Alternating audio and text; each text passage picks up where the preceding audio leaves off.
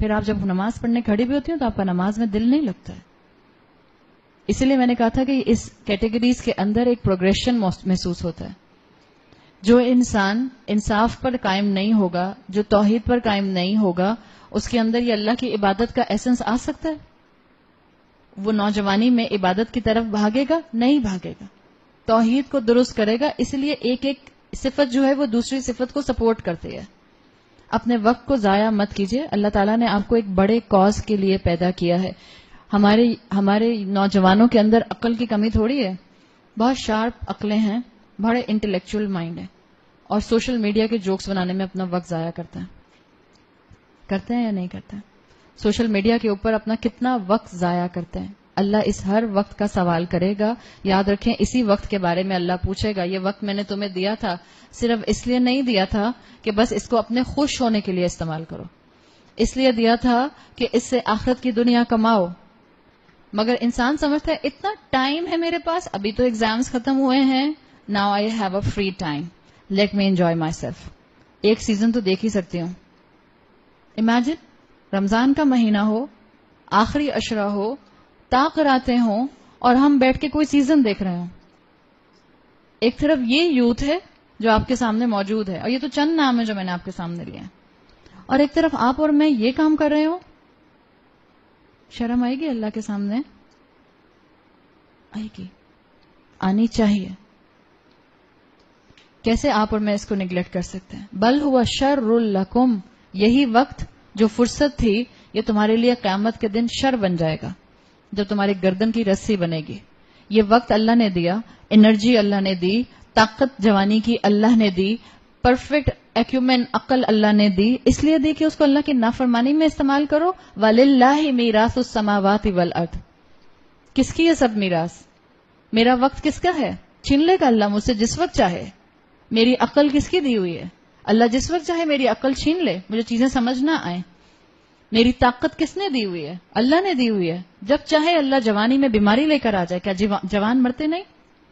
کیا 15 سال 22 سال کے لوگوں کو کینسر نہیں ہو رہا؟ ٹرمینل ڈیزیز نہیں ہو رہی ہیں؟ 21 سال 25 سال کی جوان ڈیتھس نہیں ہو رہی ہیں؟ ان سب کے اوپر مور اوور 23 سال 24 سال کے بچے یونیورسٹیز میں سوسائڈ کر رہے ہیں. آزمائش ہے اس امت کے اوپر بہت سخت. وَلِلَّهِ مِيرَاثُ السَّمَاوَاتِ وَالْأَرْضِ. کب تک صرف اپنی خوشی کے لیے اپنی نعمتوں کو استعمال کرتے رہیں گے, اور جس نے نعمت دی ہے اس کا حق ادا کرنے کی فکر نہیں ہوگی؟ جس فون کے اوپر پاسورڈ لگا کے رکھتے ہیں, one day you will be in the ground and phone will be outside the ground. پھر جس کا دل کرے گا آپ کا فون کھولے گا, اور جو دل چاہے گا دیکھے گا. دنیا میں کہتے ہیں کیوں اماں میں پاسورڈ کیوں نہ لگاؤں, پرائیویسی بھی کوئی چیز ہوتی ہے. اماں سے پرائیویسی, اماں سے بات چھپاتے ہیں, اور بہانہ کیا کرتے ہیں بچے؟ اصل میں پاسورڈ اس لیے لگاتا ہوں پھر اسکول میں میرے فرینڈز میرا موبائل اٹھا لیتے ہیں نا, پھر وہ دیکھتے رہتے ہیں. Don't make yourself fool. Friends کے لیے پاسورڈ نہیں لگتے. کس کے لیے لگتے؟ اماں. ابا بھی نہیں پکڑتے فون, تو ابا کے پاس تو فرصت ہی نہیں ہوتی, پکڑ ہی نہ لیں گے ابا فون تربیت کرنے کے پوائنٹ آف ویو سے. اللہ ہمارے معاشرے کے مردوں کو بھی اس تربیت کے اوپر لے کر آئے. اماں پکڑتی ہیں فون, درد ہے نا اماں کو, پریشان رہتی ہیں نا اماں. آپ مانے یا نہ مانے, یہاں جتنی بچیاں بیٹھی ہیں, مجھے نہیں معلوم ہے, بلکہ جتنی بھی خواتین بیٹھی ہیں, جن ماؤں کے چھوٹے بچے ہیں, آئی کین انڈرسٹینڈ. جن ماؤں کے بچے 18 سال 19 سال کے ہیں, why they use to have a password on the phone, مجھے نہیں پتا. مجھے آج تک یہ لاجک کلک نہیں کرتی ہے. کیوں لگاتے ہیں ہم پاسورڈ؟ کس سے چھپا رہے ہیں؟ کس سے چھپاتے ہیں؟ سوری, نہیں میں نے اس لیے پہلے ہی کہہ دیا, میں چھوٹے بچوں والی ماؤں کی بات ہی نہیں کر رہی ہوں. آئی ایم ٹاکنگ اباؤٹ میرے جیسی ماں جس کی بیٹی 18 سال کی ہو گئی. اب میرا بچہ میرا فون تو نہیں پکڑے گا نا گیم اٹھانے کے لیے, وہ تو اپنا موبائل اٹھائے گا. تو میں پاسورڈ کیوں لگاتی ہوں؟ اپنے آپ سے پوچھیں. ہم نہیں چاہتے کہ ہمارا بچہ ہمارا فون دیکھے, یا ہم چاہتے نہیں کہ ہمارا شوہر ہمارا فون اٹھا کر دیکھے. شوہر فون پر پاسورڈ کیوں لگاتے ہیں؟ اللہ اس ملک کے مردوں کو ہدایت دے. کیا کچھ اس ملک کے مرد نہیں کر رہے. میں آپ کے شوہروں کو کچھ نہیں کہہ رہی, پر جب میں سنتی ہوں مجھے میرے واقعی پیروں سے زمین نکل جاتی ہے. 60 سال کا مرد بھی عورتوں کے ساتھ چیٹنگ میں پکڑا جاتا ہے بیوی سے, تو پاسورڈ نہیں لگائے گا تو کیا کرے گا؟ Can you imagine? حدیثیں نہیں معلوم ہے نا, کل ہم نے حدیث سنی تھی, اللہ نے لعنت کی ہے اس شخص کے اوپر, اللہ نفرت کا اظہار کرتا ہے اس شخص کے لیے جو عمر میں بوڑھا ہے اور زانی ہے. زنا کے بھی جو سٹیجز ہوتے ہیں, شرمگاہ تو اس کی تصدیق کرتی ہے. کسی بھی طرح سے گنجائش بنتی ہے, جب اولادوں کو ان کاموں میں لگا دیں گے تو ماں باپ بھی یہی کام کریں گے. الٹیمیٹلی اولادوں کے بھی گرل فرینڈز اور بوائے فرینڈز ہیں, ماں باپ کی بھی گرل فرینڈز اور بوائے فرینڈز ہیں, بیوی اپنی جگہ پر ہے. والخبیثات والخبیثون, سب بچیاں یہ بات سن لیں, اگر آج ہم اس چیز میں انوالو ہیں تو کل کو جو ہمارا شوہر آئے گا وہ بھی اسی کام میں انوالو آئے گا.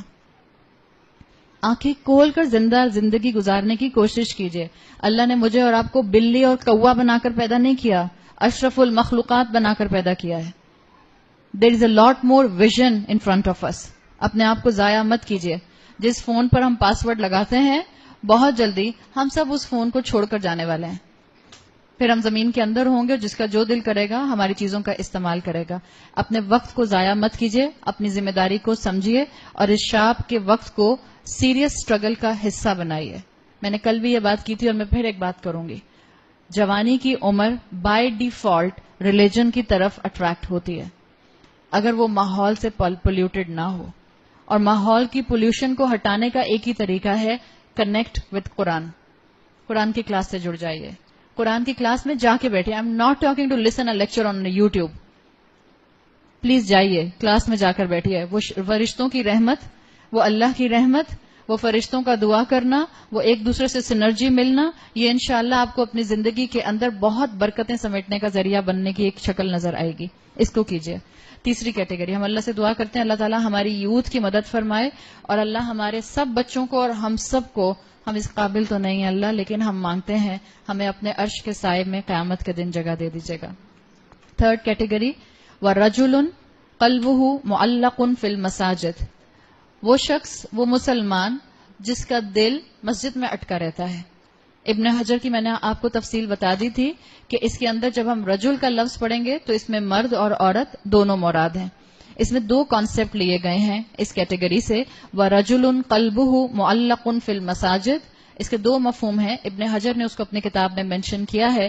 وہ کہتے ہیں ایک اوپینین یہ ہے کہ وہ نوجوان جس کا بار بار مسجد جانے کا دل کرتا ہے, جس کو مسجد جانا اچھا لگتا ہے, جس کو مسجد میں باجماعت نماز پڑھنا اچھا لگتا ہے. ایک مفہوم, جنرل مفہوم اس کا یہ ہے. دوسرا مفہوم ابن حجر کہتے ہیں, اسکالرز نے اس سے یہ لیا ہے کہ اٹس اے جنرل مفہوم مسجد کی فارم میں, اٹس اے میٹافور, کہ وہ انسان جو کانسٹنٹلی نماز کی فکر میں رہتا ہے, چاہے وہ مسجد جائے یا نہ جائے. دونوں مفہوم اس کے اوپر اپلائی کرتے ہیں. مسجد سے محبت بھی اپلائی کرتی ہے, نو ڈاؤٹ. دوسرا مفہوم اس کے اندر یہ آتا ہے کہ جنرلی وہ مسلمان, اور وہ مسلمان میں کیا یہاں پر صرف نوجوان ہے یا رجل ہے؟ ایوری ون, مرد ہو کہ عورت ہو, بوڑھا ہو کہ جوان ہو, صحت مند ہو یا بیمار ہو. اللہ تعالیٰ نے ایک براڈ کیٹیگری اپنے رسول صلی اللہ علیہ وسلم کے ذریعے بتا دی. وہ مسلمان جس کا کانسٹنٹ دل کرتا ہے کہ وہ اپنی نماز کو کسی طرح سے فوراً ادا کر دے, وہ اس کیٹیگری میں آتا ہے. اور اس کا پروف ابن حجر دیتے ہیں.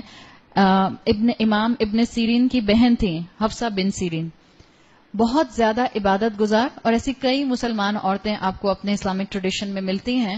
حفصہ بن سیرین کے لیے آتا ہے بہت عبادت گزار تھیں. اپنے کمرے میں ہی انہوں نے جو جگہ ایک کونا بنایا ہوا تھا, 30 سال تک ان کی یہ عادت تھی کہ اپنی ذمہ داری, اپنے گھر کے کام کمپلیٹ کرتی تھیں, اور اگر کسی کو کام میں نظر نہیں آتی تھیں تو یہ انڈرسٹوڈ ہوتا تھا کہ حفصہ کہاں ہوں گی, اپنے مصلے پر بیٹھی ہوں گی, عبادت کر رہی ہوں گی. اور ایسی کئی مسلمان عورتیں آپ کو ملتی ہیں. ابو سعید خدری سے حدیث آتی ہے صحیح ترمذی میں, آپ صلی اللہ علیہ وسلم نے فرمایا, جُعِلَتْ لِي الْأَرْضُ مَسْجِدًا وَطَهُورًا, میرے لیے پوری زمین کو مسجد بنا دیا گیا ہے اور پاک کر دیا گیا ہے. جب آپ کے لیے بنا دیا گیا تو آپ کی پوری امت کے لیے بنا دیا گیا. یعنی یہ تیسری کیٹیگری مسلمانوں کو نماز کی اہمیت کی طرف لانے کے لیے ہے, تاکہ مسلمان کی زندگی میں اگر اب تک نماز کی اہمیت نہیں تھی تو اس انسینٹیو سے آ جائے کہ جو نماز پڑھنے والے ہوں گے اور جو نماز کی طرف دوڑنے والے ہوں گے, قیامت کی سختیوں کے اندر اللہ ان کو اپنے عرش کی ٹھنڈک نصیب فرمائے گا. یہ ہے تیسری کیٹیگری. اور یہ ڈیفینیٹلی ہوتا ہے جب انسان توحید پر آ جائے, اللہ کا حق دینا شروع کر دے. جب انسان جو ہے وہ جوانی میں اللہ کی عبادت کے ساتھ گرو کرے تو ممکن نہیں ہوتا کہ وہ باقی زندگی میں اپنے نماز جیسے آبلیگیشن کو چھوڑ دے. وہ کانسٹنٹلی نماز کے ساتھ جڑا رہتا ہے. تو یہ براڈ کیا گیا ہے آپ صلی اللہ علیہ وسلم کی اس حدیث کو اس حدیث کے ساتھ کتابوں میں اٹیچ کر کے کہ آپ نے کہا کہ میرے لیے پوری زمین کو مسجد اور پاک زمین بنا دیا گیا. یعنی اس میں کانسیپٹ کیا ہے؟ انسان کانسٹنٹلی نماز کے لیے فکر مند رہے. بعض لوگ ہوتے ہیں آپ ان کو اپنے ساتھ لے کر جائیں, پتہ چلا آپ ظہر کی نماز پڑھ کے نکلے تھے, اب عصر کی اذان ہو گئی, وہ آپ کو بازار میں کھڑا نہیں ہونے دیتے, گھر چلو نماز پڑھنی, گھر چلو نماز پڑھنی. آپ کہیں ابھی اذان ہوئی ہے, آدھا گھنٹہ اور ہے, ہم پہنچ جائیں گے. نہیں, گھر چلو نماز پڑھنی ہے. یہ مائنڈ سیٹ جو ہے نماز کے لیے ہر وقت پریشان رہنا, یہ بالکل ایسے ہے کہ جیسے اس کا قلب مساجد کے درمیان میں معلق رہے, ہینگڈ رہے. معلق جو چیز ہوتی ہے وہ کسی دو چیزوں کے درمیان میں ہوتی ہے. آپ کا دل معلق ہے, آپ کا دل ہینگڈ ہے, ہینگڈ پوزیشن میں ہے آپ کے رب کیج کے اندر. اللہ تعالیٰ نے آپ کے باڈی کے رائٹ اور لیفٹ پہلو کے درمیان میں اس کو ہینگ کیا ہوا ہے. معلقن فی المساجد کا مطلب کیا ہے کہ دو نمازوں کے درمیان میں اس کا دل اٹکا رہتا ہے, کہیں میری نماز اگلی مس نہ ہو جائے. یا اس کا مفہوم یہ بھی اسکالرز لیتے ہیں کہ دو نمازوں کے درمیان میں وہ کوشش کرتا ہے کہ مجھ سے کوئی گناہ نہ ہو جائے, اس لیے کہ مجھے اگلی نماز پڑھنی ہے اور پھر مجھے اللہ کے سامنے کھڑے ہونا ہے. یہ ہے ایک نمازی کی پکچر جو کانسٹنٹلی اپنی نماز کے لیے فکر مند رہتا ہے. آپ صلی اللہ علیہ وسلم کی حدیث میں آتا ہے المسجد بیت کل مومن, مسجد ہر مومن کا گھر ہوتی ہے. یہاں ہم جتنے بھی لوگ اس وقت بیٹھے اور یہ بات سن رہے ہیں, آپ سوچیں آپ کو مسجد سے محبت ہے؟ انفارچونیٹلی ہمارے ملک کے اندر بہت کم مساجد ایسی ہیں جن میں عورتوں کے لیے نماز پڑھنے کی جگہ ہے. اگر ہم عورتوں کو بازاروں میں کسی جگہ پر کسی پبلک سفیئر پر مساجد میں نماز کی جگہ نہیں ملتی تو اب ہمارا کام ہے کہ ہم اپنی اولادوں کے اندر اس اہمیت کو اور اس امپورٹنس کو ڈال کے جائیں تاکہ ہماری بیٹیوں کو, ہماری بہوؤں کو, ہماری آنے والی مسلمان عورتوں کو اپنے علاقے اور اپنے ملک میں مساجد میں نماز کی جگہ ملے. باہر کے ممالک میں ہر جگہ عورتوں کے پورشن برابر کے موجود ہیں. ہم نے عورتوں کو بند کر دیا تو اپنی نماز اپنے گھر کے اندر پڑھو. یہ چیز یہاں نہیں ہے اسلام کے اندر. کیسے ڈیولپ ہوگی؟ جس عورت کی نماز بازار میں جا رہی ہے وہ نماز کہاں پڑھے؟ اب اس وقت جگہ نہیں ہے. Come back on the latest scenario. اس وقت آپ اور میں جس معاشرے کے اندر رہتے ہیں وہاں ہر جگہ نماز کی جگہ کی اویلیبلٹی نہیں ہوتی ہے. تو پھر کیا ہمیں نماز چھوڑنے کی اجازت ہے؟ کیا کنسیشن ہے ہمارے لیے؟ جی نہیں, نو کنسیشن. اللہ کے رسول نے کیا کہا؟ میرے لیے اور میری امت کے لیے اس زمین کو پاک کر دیا گیا اور مسجد بنا دی گئی. اگر مردوں نے عورتوں کی عبادات کے لیے جگہ کم کر دی تو زمین تو اللہ کی ہے. کوئی کونا ڈھونڈیے اور پڑھیے, کوئی جگہ ڈھونڈیے اور پڑھیے. اور ایسی بات نہیں ہے آپ کسی بھی دکاندار سے کہتی ہیں بھائی مجھے نماز پڑھنی ہے, الحمدللہ آپ کو اپنی جائے نماز نکال کے دے دیتے ہیں اور جگہ بچھا دیتے ہیں. بات صرف یہ ہے کہ آپ کی فکر ہو نماز پڑھنے کی. 5 وقت کی فرض نماز کسی صورت میں نہیں چھوڑی جا سکتی, کسی صورت میں نہیں چھوڑی جا سکتی. آپ کہیں اچھا اگر میری یونیورسٹی درمیان میں آتی ہو تو بھی نہیں, نو چوائس. 5 وقت کی فرض نماز میں تو کوئی چوائس نہیں ہے. آہستہ آہستہ شیطان کیا کرتا ہے, اوہو آج میری نماز چھوٹ گئی. پہلے گلٹ ہوتا ہے انسان کو. شیطان کہتا ہے گھر جا کے پڑھ لینا, کوئی بات نہیں, چھوٹ گئی تو کیا ہوا. انسان کے اندر فطرت میں اللہ کی محبت ہے, اندر سے وہ اللہ کی طرف جھکنا چاہتا ہے تو انسان گلٹ کا شکار ہوتا ہے. لیکن اگر اس کو اپنی عادت بنا لے, ہر دفعہ نماز چھوڑے, ہر دفعہ گلٹ آئے, ہر دفعہ نماز چھوڑے, ہر دفعہ گلٹ آئے, اور یہ اپنی عادت بنا لے, ایک وقت آتا ہے شیطان انسان کو یقین دلا دیتا ہے تو کیا ہوا نماز چھوٹ گئی تو ایک ہی چھوٹی ہے نا, باقی پڑھ لینا. اگر آپ اور میں یہ کریں گے تو پھر اللہ کے عرش کے سائے میں جگہ کیسے ملے گی؟ کیسے اللہ کی رحمت کے مستحق ہوں گے؟ اور جب اللہ کہہ رہا ہے کہ ہر مومن کا دل مسجد میں لگتا ہے, کل مومن, جب اللہ تعالیٰ یا اللہ کے رسول صلی اللہ علیہ وسلم کل کا لفظ استعمال کرتے ہیں تو یہ آپ کی اور میرے جیسا کل نہیں ہوتا. آپ اب جا کر اپنے چلیں, آپ کے شوہر آپ سے کہتے ہیں بیگم میں نے تم کو دنیا جہان کی چیزیں لا کے دیں, کل چیزیں لا کے دیں. تو جب شوہر کہتا ہے میں نے اپنی بیگم کو دنیا کی سب چیزیں لا کے دیں, کل چیزیں لا کے دیں, تو سچ کہتے ہیں یا تھوڑا ایگزیجریشن ہوتی ہے؟ کافی ایگزیجریشن ہوتی ہے. دنیا کی سب چیزیں لا کے کوئی بھی نہیں دے سکتا, یہ انسانوں کا معاملہ ہے. لیکن جب اللہ اور اللہ کا رسول کہتا ہے کہ کل مومن, اس کا مطلب ہے لٹرلی جو مومن ہوگا اس کی مسجد کی انکلینیشن ضرور ہوگی. اور اگر کسی کو مسلمان ہوتے ہوئے مسجد کی انکلینیشن نہیں ہے, وہ مسلمان ہو سکتا ہے, مومن نہیں ہو سکتا. یہ اللہ کے رسول صلی اللہ علیہ وسلم کے الفاظ بتا رہے ہیں. اس لیے امام ابن حجر کہتے ہیں کہ اللہ تعالیٰ نے جب یہ کہا اپنے رسول کے ذریعے المسجد بیت کل مومن, مسجد ہر مومن کا گھر ہے, تو اس میں یہ بات بھی آ گئی کہ اس میں عورتیں بھی موجود ہیں. جب بھی آپ صلی اللہ علیہ وسلم نے کہا تھا لا تمنعوا اماء اللہ مساجد اللہ, اللہ کی بندیوں کو مسجد آنے سے مت روکنا. اللہ تعالیٰ نے یہ نہیں کہا کہ عورتوں کو مسجد جانے سے مت روکنا. کیا لفظ استعمال کیا؟ اماء اللہ, اللہ کی بندیاں. اس لیے کہ جیسے یہ تمہارے رب کا گھر ہے, ایسے ہی یہ عورتوں کے رب کا گھر بھی ہے. اور عورتوں کا رب بالکل اسی طرح سے عبادت کیا جائے گا جیسے کوئی مرد اپنے رب کی عبادت کرتا ہے. یہ آپ کو اسلام کی خوبصورتی نظر آتی ہے. یہ ہے وہ اسلام جو عورتوں کو اپلفٹ کرتا ہے. اور ہم اسی اسلام کو اپنے لیے گلے کا پھندا سمجھتے ہیں. ہم کہتے ہیں ہم اسلام پر عمل کریں گے تو شاید زندگی کا انجوائمنٹ ختم ہو جائے گا. باہر کی دنیا نے ہمیں سکھایا کہ اسلام عورتوں کو سبجوگیٹ کرتا ہے, اور ہم نے آنکھیں بند کر کے مان لیا. اسلام سبجوگیٹ نہیں کرتا. اگر کچھ لوگوں کی غلطیوں سے ایسا ہوا ہے تو ڈونٹ بلیم اسلام, مت اسلام کو بلیم کیجیے. اگر مسلمانوں کو دیکھیں گے تو کبھی اسلام اچھا نہیں لگے گا. میں حقیقت بتا رہی ہوں, میجورٹی مسلمانوں کو. اگر اسلام کی خوبصورتی کو دیکھنا ہے, جائیے back in the time well till the time of رسول اللہ صلی اللہ علیہ وسلم. دیکھیے اللہ کے رسول کی ہستی کو. آپ کو کیا لگتا ہے عورتیں سبجوگیٹڈ تھیں؟ عورتیں اپریس تھیں؟ عورتوں کو حقوق نہیں ملتے تھے؟ اور رول ماڈل کس کو بنایا گیا ہے, آج کے مردوں کو یا رسول اللہ صلی اللہ علیہ وسلم کو؟ تو کون زندہ کرے گا ان سنتوں کو؟ آپ سب مائیں ہیں. آپ آج کی مائیں ہیں یا آپ فیوچر مائیں ہیں. نسلیں ہیں آپ کی گودوں میں. وقت کا دھارا بدل سکتے ہیں آپ لوگ. سوسائٹی کی ڈائریکشن بدل سکتے ہیں آپ لوگ. سوسائٹی کی موومنٹ جو ہیں وہ پوری کی پوری چینج کر سکتے ہیں. جس معاشرے کی عورت زندہ ہو جاتی ہے وہ معاشرہ زندہ ہو جاتا ہے. جس معاشرے میں دین کی تعلیم عورت کے پاس آ جاتی ہے, اس معاشرے میں دین کی تعلیم معاشروں کے اندر فلٹر ڈاؤن کرنے لگ جاتی ہے. ان آل اسٹریٹا زندہ ہوئی ہے. اس وقت زندگی کی ضرورت ہے, اور یہ زندگی اسلام کی زندگی ہے, قرآن کی زندگی ہے.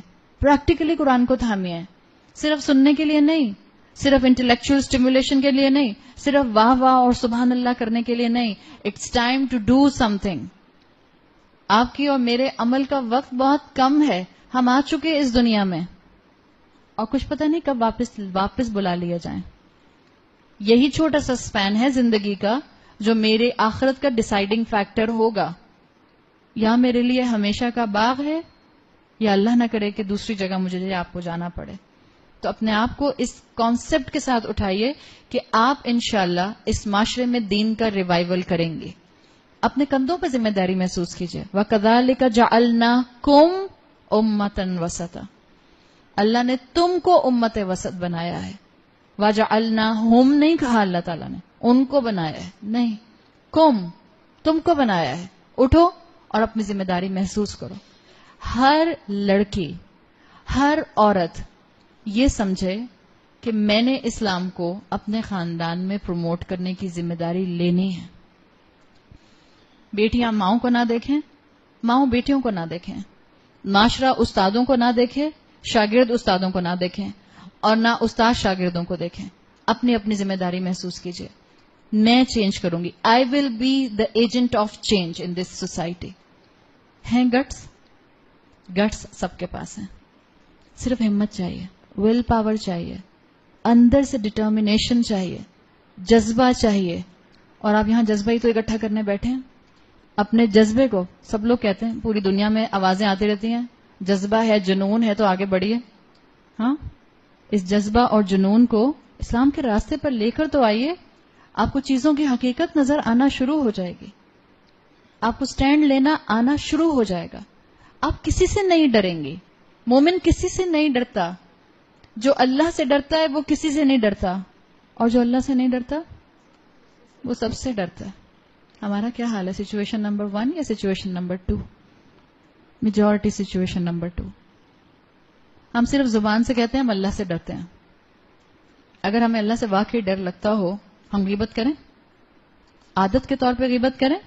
اگر ہمیں واقعی اللہ سے ڈر لگتا ہو ہم نماز چھوڑیں، عادت کے طور پہ نماز چھوڑیں. کبھی چھوٹ جاتی ہے تو اللہ معاف کرنے والا ہے، قضا پڑھ لی. عادت کے طور پر انسان کبھی گناہ نہیں کرتا پھر اس طرح کا. حضرت عمر بن خطاب ہی کی فیملی میں ابن عمر کے بیٹے تھے عبداللہ، ان کا نام تھا عبداللہ. ابن عمر کے بیٹے تھے بلال. انہوں نے اپنی بیوی کو مسجد جانے سے روک دیا کہ یہ مسجد جا کے نماز نہیں پڑھے گی. عبداللہ ابن عمر اپنے بیٹے بلال سے ناراض ہو گئے اور ان کا بائیکاٹ کر دیا. اس لیے کہ ان سے کہا، جب ان کو ایک دفعہ سمجھایا کہ اللہ کے رسول صلی اللہ علیہ وسلم نے کہا ہے لا تمنعوا اماء اللہ فی مساجد اللہ، اللہ کی بندیوں کو مسجدوں میں جانے سے مت روکو. جب انہوں نے یہ حدیث بلال کو سنائی تو انہوں نے کہا میں تو روکوں گا. باپ نے بائیکاٹ کر دیا بیٹے سے کہ میں تمہیں اللہ کے رسول کی حدیث سنا رہا ہوں اور تم مجھے ڈینائی کر رہے ہو. میں تم سے کوئی تعلق نہیں رکھوں گا جب تک کہ تم اپنی بیوی کو مسجد جانے کی اجازت نہیں دو گے. آپ کی اور میرے لیے مسجد میں جانا یہ ہمارے ایمان کو بڑھانے کا ذریعہ ہے. یہاں جتنی بچیاں بیٹھی ہیں الحمدللہ اور مائیں بیٹھی ہیں، اگر آپ کے گھر کے آس پاس کہیں تراویح پڑھی جا رہی ہے، 4-5 دن تو رہ گئے، یہ آپشن بھی ختم ہو جائے گا. ہم لوگ کہاں جماعت پڑھنے جاتے ہیں 5 وقت کی مسجدوں میں؟ نہ ہمارے پاس وہ لگژری ہے کہ آپ کو اتنا پراپر ایک ماحول اور پراپر آپ کو ایک جگہ عورتوں کی نماز کی مل جائے، ہے ہی نہیں. یہی 4-5 دن ہے. جس کے گھر کے پاس جہاں نماز کی جگہ ہے جائیے، اولاد کو ساتھ لے کر جائیے، اللہ کی رحمت نازل ہوگی انشاءاللہ. دل کھلے گا نماز پڑھنے کے لیے، انسان کو اہمیت کا اندازہ ہوگا کہ نماز کی اہمیت کتنی ہے. آپ نے اور میں نے انشاءاللہ اپنے اندر اس نماز کی اہمیت کو زندہ کرنا ہے، اس لیے کہ یہ انبیاء کی سنت رہی. ہر نبی نے کسی نہ کسی فارم میں نماز پڑھی ہے، یہ بات آپ لوگ جانتے ہوں گے. آپ صلی اللہ علیہ وسلم کے اوپر اس نماز کے فارمیٹ کو فائنلائز کر دیا گیا، ورنہ آپ سے پہلے جتنے انبیاء اور رسول آئے سب کسی نہ کسی فارمیٹ میں نماز پڑھتے تھے. اور مفسرین کہتے ہیں کہ اس نماز میں ایک رکن کامن تھا، دیٹ واز سجدہ. سجدہ سب کرتے تھے. جھکیے اللہ کے سامنے، گڑ گڑائیے اللہ کے سامنے، رکھیں تو اس ناک اور اس عقل کو اللہ کے سامنے. ساری عقل کہاں ہوتی ہے؟ سائنس کیا کہتی ہے؟ اس فرنٹل لوب پر تو ساری عقل ہے، یہیں تو ساری تھنکنگ کیپیسٹی ہے. دس از یور ایمبیسڈر برین. یہی تو اللہ کی نافرمانی پر لے کر جاتا ہے. جھکائیں اس کو اللہ کے سامنے. جھکتی نہیں ہے پیشانی اللہ کے سامنے. یہاں جتنی ینگ بچیاں بیٹھی ہیں، آئی ایم شیور آپ لوگ نہیں کرتے ہوں گے بٹ آپ کی فرینڈس تو کرتی ہوں گی. ویسے بھی میرے پاس سب لوگ آتے ہیں، جب بچی کو آتی ہے کہتی ہے آنٹی میری ایک فرینڈ ہے وہ یہ پوچھ رہی تھی. اچھا آپ کی فرینڈ پوچھ رہی تھی، اچھا پوچھیں. تو آپ، مجھے بھی امید ہے آپ میں سے کوئی نہیں کرتا ہوگا، آپ کی فرینڈ کرتی ہوگی. بس ایسا لگتا ہے آپ لوگ سجدہ کرتے ہیں، وہ جس کو کہتے ہیں نا ٹچ سٹون والی بات، بس یوں کر کے وہ اوپر اٹھ جاتے ہیں. سجدہ سکون کے ساتھ ہے. میں انکریج نہیں کرتی کہ آپ سنتیں نہ پڑھیں، کبھی بھی انکریج نہیں کرتی. لیکن اگر آپ میں سے کوئی ایسی یہاں بچی بیٹھی ہے جو بالکل نماز نہیں پڑھتی، بالکل نماز نہیں پڑھتی، پلیز کم سے کم فرائض سے شروع تو کیجئے. بسم اللہ کیجئے. اللہ برکت دے گا وقت میں، اللہ سنت کے لیے بھی دل کھول دے گا. اپنے اس فرنٹل لوب کو اللہ کے سامنے زمین پر جھکائیے. اللہ میری تھنکنگ آپ کے سامنے سبمسو ہے، میں نہیں سوچوں گی مگر وہ جو شریعت کے دائرے میں ہوگا. جھکائیے اپنی پیشانی کو اللہ کے سامنے. جو اللہ کے سامنے نہیں جھکتا وہ ہر ایک کے سامنے جھکتا ہے. وہ اپنے آپ کو فرینڈز کے سامنے بھی جھکاتا ہے، جہاں فرینڈز لے جانا چاہتے ہیں، جس ڈائریکشن پہ لے جانا چاہتے ہیں، جہاں معاشرہ مولڈ کرنا چاہتا ہے ہو جاتے ہیں. جو اللہ کے سامنے جھک جاتا ہے، جو اللہ کی حقیقت سمجھ جاتا ہے، وہ اپنے جیسے کمزور انسانوں کے سامنے نہیں جھکتا. ہاں اخلاق اس کا نرم ہوتا ہے، بدتمیزی کی بات نہیں ہو رہی ہے. جھکنے کا مطلب یہ ہے کہ جہاں اللہ کی نافرمانی ہوگی وہاں ہم مخلوق کی اطاعت نہیں کر سکتے. We should maintain our balance. ایک صفت نماز کی انبیاء کے اندر حضرت زکریا علیہ السلام کی بہت زیادہ آتی ہے. حضرت زکریا علیہ السلام جن کو اللہ تعالیٰ نے بہت بڑھاپے کی عمر میں اولاد دی، آپ صلی اللہ علیہ وسلم کہا کرتے تھے کانا Najar, he was a carpenter. حضرت زکریا نے ہی حضرت مریم علیہ السلام کی محراب بلڈ کی تھی.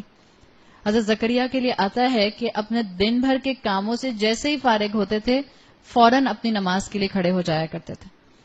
حضرت زکریا نے اپنی مسجد کے اندر اپنا ایک کونا ریزرو رکھا ہوا تھا، زیادہ تر وقت وہیں گزارا کرتے تھے. جب آپ نے اپنے لیے اولاد کی دعا کی تھی تو روایات میں آتا ہے کہ اپنے اسی مسجد کے پورشن میں قیام اللیل کر کے اللہ سے دعائیں مانگی تھی کہ اللہ مجھے اولاد عطا کرے. رسول اللہ صلی اللہ علیہ وسلم کی کتنی ایسوسیشن تھی مسجد کے ساتھ؟ اتنی ایسوسیشن تھی کہ آپ کو زندگی میں تو ان کی نماز کے ساتھ جھکاؤ نظر آتا ہی آتا ہے. لیکن جب آپ کا انتقال ہو رہا تھا، جب آپ کا وصال ہو رہا تھا، اس وقت حضرت عائشہ رضی اللہ عنہا بتاتے ہیں کہ آپ کو شدید بخار تھا. اور یاد رکھیں، انبیاء کو بخار جب آتے تھے، آپ صلی اللہ علیہ وسلم کہا کرتے تھے کہ رسولوں اور انبیاء کا بخار عام انسانوں کی طرح کا بخار نہیں ہوتا، بہت ہائی ٹیمپریچر آتا تھا، ہائی فیور. ایک مرتبہ آپ کو بخار تھا، عبداللہ ابن مسعود آپ کے ساتھ بیٹھے تھے کہ آپ کی تھائی ان سے ٹچ کر رہی تھی. عبداللہ ابن مسعود کہتے ہیں مجھے ایسے لگا جیسے کسی نے گرم کوئلہ میری ٹانگ کے ساتھ رکھ دیا. انبیاء کے اوپر مشکلات بہت ہوتی تھیں، اور رسول اللہ صلی اللہ علیہ وسلم تو اللہ کے محبوب تھے. اللہ چاہتا تو ان کو آنچ بھی نہ آتی، ان کو بھی بخار ہوتا تھا، اور بخار بھی ایسا ہوتا تھا کہ ہائی ٹیمپریچر ہوتا تھا.